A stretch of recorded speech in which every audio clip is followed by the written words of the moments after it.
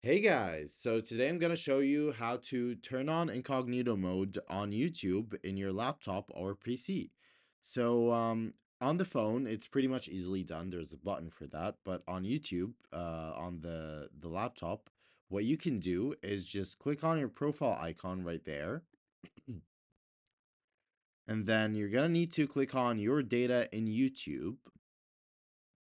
Once you're inside that page, you just need to scroll down till you find YouTube controls, and under that, you're going to find YouTube watch history.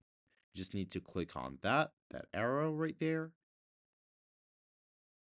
and then you can turn off your YouTube history. And that's essentially basically just making it incognito. So I'll just click on pause, and now the setting's off. So I just click on got it. And now YouTube won't recommend or won't watch my YouTube history. And what you could alternatively do is just click on these three dots right there and then click on new incognito window. And you could just watch YouTube in incognito mode from Chrome itself. So yeah, these are the two ways to watch YouTube in incognito mode on your laptop or PC. Hope that video is helpful.